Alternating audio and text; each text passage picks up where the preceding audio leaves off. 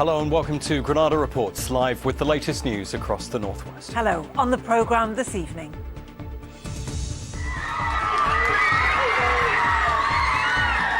A day for the record books as there's more medal glory for our northwest competitors in Tokyo, including the arrival of this young star on the world stage. So proud, so chuffed, so pleased for her.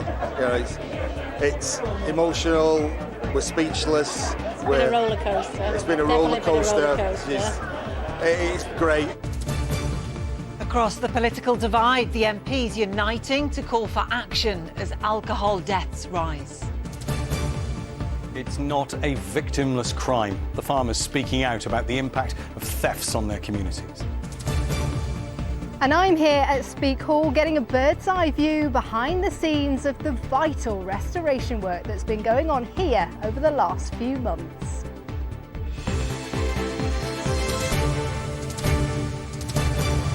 Oh, amazing, and such incredible support, isn't it, on a tremendous few days. And some of our athletes are now back home, including triathlete Georgia Taylor-Brown from Manchester. She won gold in the mixed triathlon as well as a silver in her individual event. We spoke to her a short time ago and asked how it felt to have the words Olympic champion against her name. Yeah, it's really special. I think it's all kind of sinking in now that I'm home and I've actually come away from Tokyo and I've got the medals with me. It's definitely very real.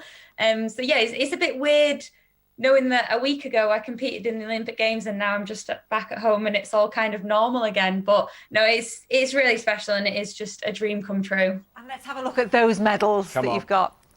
Yeah. Pretty good. Wow. Wow. That is cool. You've been dreaming of holding those in your hands for a very long time. There was a moment in primary school, I hear, age 10. What was that moment?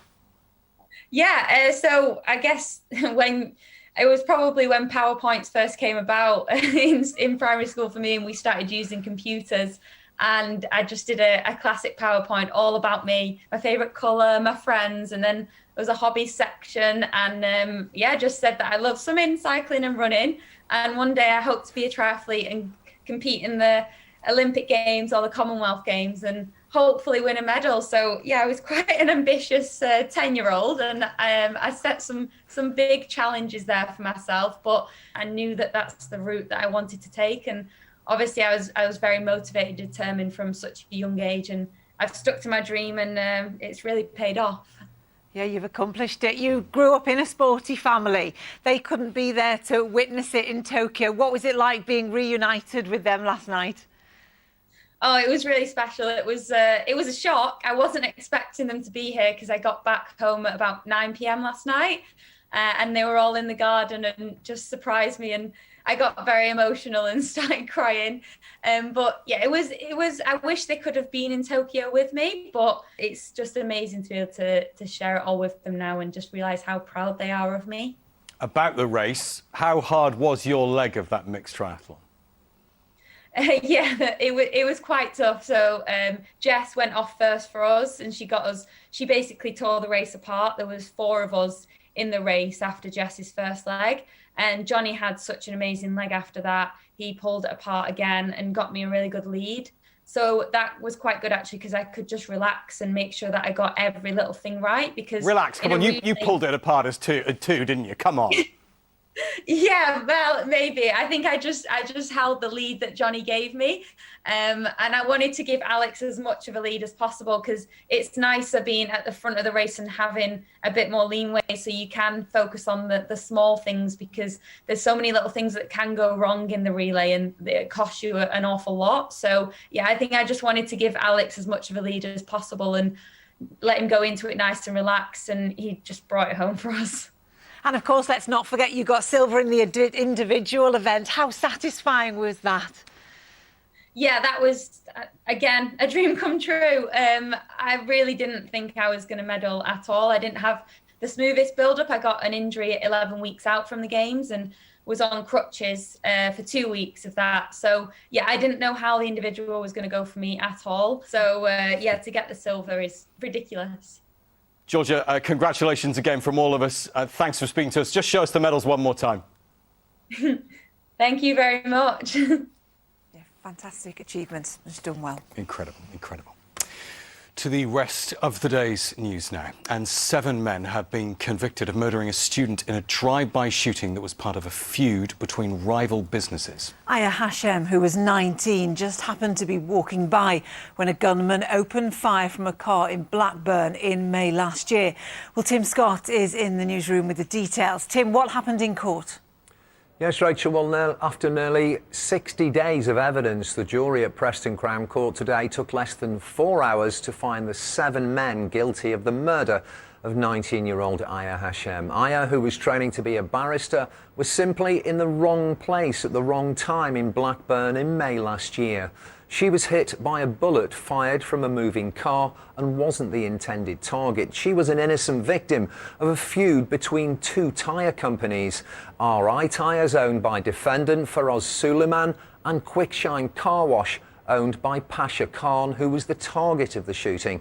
Months of animosity between the 2 businesses, who are located next to each other, resulted in Suleiman hatching a plot to murder Pasha Khan. Suleiman recruited people to help him. They included the gunman Zamir Raja, who travelled to Blackburn from Manchester on the day. Raja sat in the back of a Toyota Avensis that Suleiman had provided and drove past Quickshine Car Wash as Pasha Khan was stood outside. CCTV footage shows his hand holding the gun to shoot. Raja fired 2 shots. The first hit a window and the second, tragically, hit Aya as she was walking past, killing her instantly.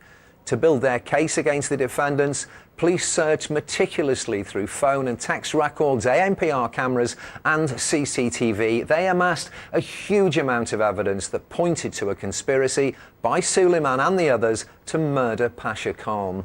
Following the verdicts today, Aya's family thanked the police and Crown Prosecution Service for their work, and they said of Aya, "God chose you as an angel in his heaven. Heaven is yours, and may God give us the patience after your murder. We love you." The 7 men will be sentenced on Thursday. OK, Tim, thank you. Well, next, alcohol misuse killed more people last year than in any of the previous 20 years. The pandemic pushed 1 in 8 of us to drink more than before. It's led to fears another health crisis is looming, one triggered by booze, which could lead to huge demand on support services. 2 North West MPs are so concerned about it, they've united across the political divide to tackle it. And they've told our political correspondent, Alicia McNally, about the very personal reasons why they want action on alcohol. They sit on opposite sides of the chamber, but stand together on one life-changing issue. So what impact has alcohol had on your family? It destroyed my family. It literally ripped the heart out of it. I mean, my brother had been living with me, and he had alcohol dependency issues. And he went out driving one night and never came back. And it was me getting that knock on the door by the police at 11 o'clock at night. And I still remember vividly, just falling to my knees and not knowing where to look, what to do, what to think, and that still comes back now. So it's a brother I don't have anymore. It's the questions that I'm never going to get any answers to. To his fellow MP Dan Carden, the agonies of alcohol addiction is a familiar story, one he's told himself in the heart of government in a moving speech which brought some of his colleagues to tears. It's blighted most of my adult life. I'm now in the 3rd year of recovery, and I'm proud of it. We could see the emotion in your face, in your hands. Why was it so important for you to tell that story?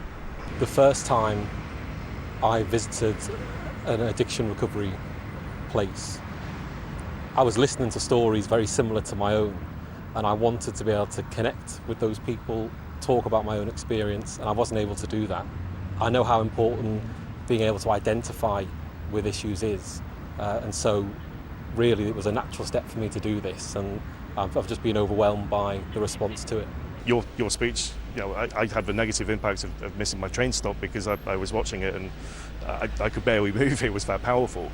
But we need more people to do that, and so it's not a personal choice. It's not a criminality. It's a health issue, and people need help. And more could be in need of that help. The latest figures suggest people are now drinking more at home and drinking more dangerously. Alcohol-specific deaths in 2020 rose by a fifth. Deaths from mental disorders due to alcohol increased by nearly 11%, and there were 15% more fatal alcohol poisonings. What goes through your mind when you hear stats like that? My burning question is, if these are the ones that we know about, how many more are actually crying out for help and not being able to get it at the moment? And that, to me, is something we fundamentally need to change. And I think addiction and recovery are both hidden so much in society that we don't see enough of the positive side of recovery and how it can really support people and save families and communities. The cost is enormous. It's time to act. Both Dan and Christian sit on the all-party parliamentary group on alcohol harm. The aim is to promote discussion and make recommendations to the government. I think we actually need an alcohol strategy. So we've had the government talk about an addiction strategy, but alcohol is a very different challenge because it's legal, from the affordability, the promotion of alcohol to its treatment. It's clear that just too many people do not have access to proper recovery and support. In fact, the numbers are tiny. Is the APPG actually being listened to? No, I don't think we are at the moment. But you're a Conservative MP. This is your own government you're talking to. How does that make you feel? It's difficult. It is really difficult. And I think that's why we need to come out with this meaningful document as to what alcohol's actual impact is on the individual, on the family, on society and community, and almost break that down to what it actually costs every department. Parliament comes back in September. On a scale of 1 to 10, how confident are you that we'll see this specific alcohol addiction strategy? 2. I'm confident we're going to keep pushing for it. So this is a long-term piece of work. It needs to happen, and it's just a matter of time. Alcohol-related harm is thought to cost the NHS £3.5 billion a year. So while these colleagues from across the Commons know they might have a long road ahead, they say they won't give up on the journey. Leisha McNally, ITV News. We asked the government about the concerns raised in our report, and they told us work is already underway to address alcohol-related health issues, including setting up specialist alcohol care teams in hospitals where admissions are high. They added, we are also supporting local authorities with over £3.3 billion this year and next to spend on public health services, including alcohol treatments. Well, next tonight, to concern over the rising cost of crime in our countryside. New figures suggest the North West was the only region where the value of thefts from farms has increased. It was up by 3.3% last year to £3.7 million. And organised criminals are said to be increasingly seeking out higher value targets, such as tractor GPS systems, which can cost thousands of pounds. Our reporter Tasha Kachiri's been hearing the story of one farmer in Lancashire. It's business as usual for John Forshaw. He's been hard at work at his family-run farm all day. You won't think anything's gone amiss here, but just 3 months ago, John was a victim of a break-in. The shed had obviously been broken into, and the two on the yard the doors had been smashed, the locks to get in, and all the GPSs and the computer screens had been took. At around about probably just gone 7 o'clock in the morning. The GPS systems that were taken are essential for modern farming. They sit on top of the tractors guiding them, helping farmers to work more precisely, efficiently and with less impact on the environment. Yeah, it's annoying. You just kind of think, why take a GPS? We use GPS to become more efficient, to save time and save labour, obviously.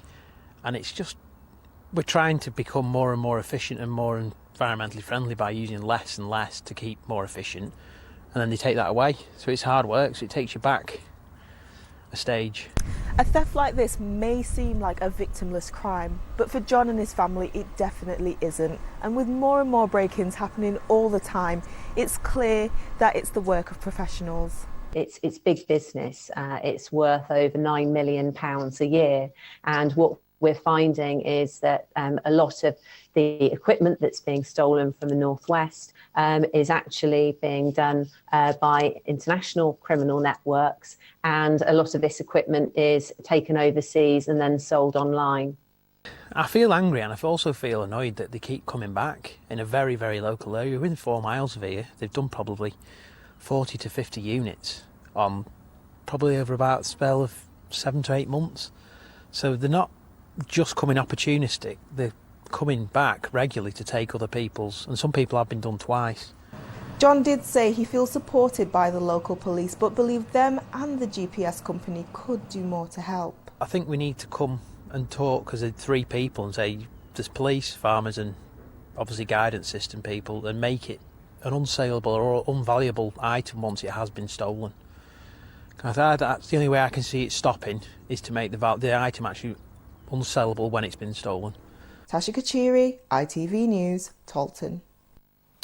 You're watching Granada Report, still to come on tonight's programme. Protecting and exploring our heritage. We're behind the scenes at the Tudor Manor House undergoing restoration. And we saw a little bit more in the way of sunshine in between our patchy cloud and isolated showers today, but that's not the case by the end of the week. Full forecast a little later on. And here's what's on the ITV News at 6:30 with Charlene. Coming up, the shocking rise in drugs deaths. England and Wales record their highest numbers since records began, up 60% in the past decade. We'll explore what's behind it. Also ahead, 200 death threats a day. The girlfriend of England star Jack Grealish on her turmoil over social media trolls. And the wind in their sails. Team GB's best day at the Olympics so far. Join us for all that and plenty more from 6:30. I love how excited they get. It's so cool. Just a reminder that the search is still on to find someone to represent the North West at the Daily Mirror Pride of Britain Awards. It's the glitzy awards night where the stars of the show are ordinary people who've done extraordinary things, and it's where this year's National Fundraiser of the Year will be revealed. So if you know someone who should be named our regional fundraiser and be in with a chance of clinching that national title, why don't you let us know? Winners must be aged 16 or over, and only entries for individuals will be considered. You can head to itv.com/Pride of Britain and follow the links. The closing date for nomination is Friday, August 13th, and full terms and conditions can be found at itv.com/Pride of Britain. Yeah, we would love to hear from you. And finally from us to the historic North West Tudor Manor House, forced to close not just to visitors during the pandemic, but also to those working to preserve it. Speak Hall in Liverpool's now welcomed back both staff and the public. The work to ensure visitors can enjoy it for years to come even involves meticulous cleaning of tiny panes of glass, no bigger than your hand, and they are all over the building. Well, Mel Barham got a behind-the-scenes look. Nestled on the banks of the Mersey stands the Tudor timber-framed manor house of Speak Hall.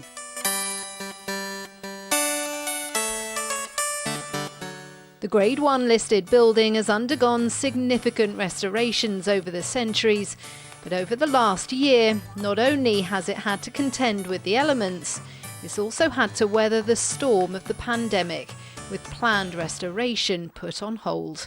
But conservation work is now back underway, and we've been invited behind the scenes. So these have come from the gables on the front of the hall. We're not sure how old they are. They could be Tudor, or they could be as young as 1969, when some carving on the front elevation there was done by pupils of Gattaca Comprehensive. We think that these are oak, but you can see the amount of damage here. Here at Speak Hall, we're close to the Mersey, so we get a lot of weather coming in. We're also next to John Lennon Airport, but the other thing is that here we have jackdaws, which do quite a lot of damage, and I fight a running battle with them. And it's fascinating, isn't it, to think that actually we have no idea whether that is from the Tudor period or maybe 1969. There is a story that one of the carved heads might be an image of one of the woodwork teachers at the school. So if anybody sees this and recognises them and thinks, that was me, then do let us know. And look, if they do turn out to be from the 1960s, what will happen to them? Will they be repaired and put back again? That's a good point, because at what point does history begin and modern day era end? These could be as much a part of the history of the hall as if they were Tudor. So, if you like, it's like a Sherlock Holmes exercise to investigate and find out what the truth is. The history of this place is fascinating. Originally built when Henry VIII was on the throne, Speke Hall fell into decay and was restored in the 19th century in the Victorian arts and crafts style, a unique architectural mixture which restorers have tried to preserve. And this is really quite special because we've been given permission to come up here onto the scaffolding of what is the north range of the hall. And from up here, well, you really do get a completely different view of this building and the vital restoration work that they've been doing here. This shows the conservation in action. You can see here we've got new pegs. These are oak pegs, and traditionally we used to heat these up in an oven in the kitchen down below, and we had this lovely smell of warm oak wafting through the hall. But the new pegs are then driven in. This section here is relatively new, 1969, because it's actually got carved into it reference to the pupils of Gattaca Comprehensive School and the date 1969, and there's the school crest, and there's this small face up here that's been carved in there. Part of the current restoration involves repainting the facade of the building. Not like doing living rooms or hall stairs and landings, you know, everything's different. Matt and his team are using traditional lime wash and a specialist black paint. Originally, this building wouldn't have been painted, but obviously over the years, at some point, they've decided that it'd look better black and white. Obviously, it's quite a lot of work that needs to go into it, but at the end of the job, it does look spectacular, and it just keeps the building looking fresh, really. Another massive job for the team here is to clean all the windows. My goodness, there are a lot of them here. And most of these are the original glass, which is incredibly thin and precious. So they do have a team of special conservators who clean every single pane meticulously. Of course, none of this comes cheap. The National Trust spending £26,000 on this current restoration. It'll be the turn of another side of the hall next year. It's clear keeping this place looking its best is a constant work in progress. Mel Barham, ITV News, Liverpool. Fascinating. The search is on for that woodwork teacher. Find the teacher. Would you admit it, though, if you recognised yourself? Weather next. Here's Kerry. It's chucking it down. Might as well get on with them jobs, Gary. Wipes in the bin, though. Oh, good lad. United Utilities sponsors ITV Granada weather. Hello, very good evening to you. It's been a slightly better day across the region today. Seen a little bit more in the way of sunshine. It was a beautiful start first thing across many parts of the northwest. Yes, we've had a little bit of cloud bubbling up here and there, but certainly for the coastline and the Isle of Man, pretty much wall-to-wall sunshine, and even inland, most of us escaping those rogue showers. Not the case though by the end of the week. Certainly the second half of Thursday and into Friday, low pressure takes hold. Showers merging to longer spells of rain and slow-moving showers on Friday and thunderstorms mean that we've now got a Met Office weather warning in place for the risk of some disruption and quite a lot of rain in a short period of time. A little bit more information on our website. So overnight tonight, any rogue showers easing off. It's mostly dry and pretty clear overnight tonight. So temperatures taking a bit of a tumble. I think it got down to around 5.8 Celsius in Cumbria at 11 Tor last night. So chilly down into single figures, and that could be the case again overnight tonight. There is sun times as we head into Wednesday, 5:30 and 9:03. So tomorrow morning, a rogue shower perhaps, but most of us waking up to a fairly fresh, cool but bright start and a good dose of sunshine. But slightly higher risk of those showers being more widespread tomorrow and heavier if you catch one. But in between, again, like today, temperatures around average or a degree above, but if you're in that sunshine, in those light winds away from the showers, feeling fairly pleasant, especially once more for the coastline and for the Isle of Man. As we head into Thursday, that's where we see a weather front ahead of the low pressure system, and it's likely to bring showers or longer spells of rain into the second half of Thursday, and then some slow moving showers merging to rain on Friday, possibly with some thunder and lightning, could give some really high rainfall totals for the end of the week. United Utilities sponsors ITV Granada weather. He's doing us now. Top fella.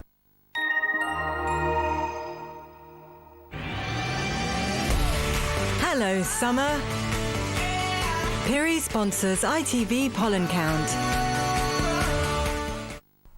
So we've actually said goodbye to the grass pollen season. It is now the weed pollen season, or the wildflower pollen season. And it's our final week of the pollen forecast for ITV, and over the next few days it's low. Take care. Thank you, Kerry. That is Granada Reports for this Tuesday evening. On tomorrow's programme, the campaign to get more help on the NHS for a painful and debilitating condition thought to affect 1 in 10 women. Yeah, we're back after news at 10 later. And of course, you can always keep up to date by going to itv.com/Granada. But from the whole team here, thank you for watching. Good night.